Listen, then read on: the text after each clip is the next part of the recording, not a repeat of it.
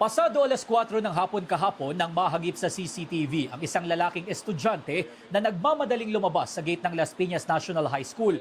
Lumapit siya sa barangay outpost at tila humihingi ng tulong.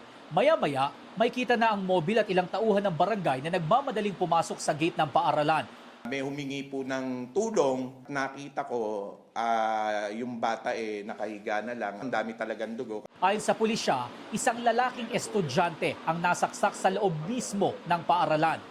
Naisugod pa sa ospital ang 13 anyos na biktima pero binawian din ng buhay dahil sa saksak sa kaliwang dibdib. Ang nanaksak ang 14 anyos na kaklase ng biktima na agad ding nahuli ng mga otoridad.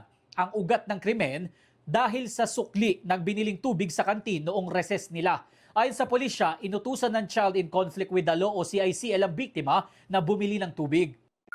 Hindi naniwala yung CICL na yung suitcase na iwan dun sa school canteen. Bumunot yung CICL ng fan knife, then sinaksak yung biktima.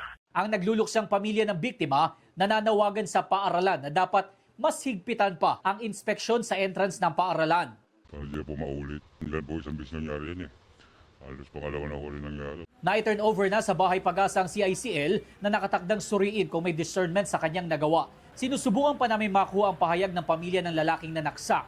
Iniimbestigahan ng pulisya kung may mas malalim pang dahilan sa pananaksak at kung paano na ipasok ang balisong sa paaralan. Meron silang guardian, meron naman silang metal detector. So yun ang patuloy nating in-inquire kung paano na-ilusot yung bladed weapon para naman magkakaroon tayo ng appropriate recommendation for the school. Ayon sa Las Piñas National High School, agad silang nakipagtulungan sa investigasyon. Pakiusap nila sa publiko, iwasang magpakalat ng mga sensitibo at hindi verified na impormasyon, larawan o video na maaaring makaapekto sa investigasyon. Magbibigay ang paaralan ng psychological first aid, psychosocial support at iba pang tulong sa mga estudyante, guro at kawani. Nanawagan din sila ng mas mahigpit na pagtutulungan ng mga magulang, paaralan at komunidad upang hindi na ito maulit. Jomer Apresto, nakatutok, 24 oras.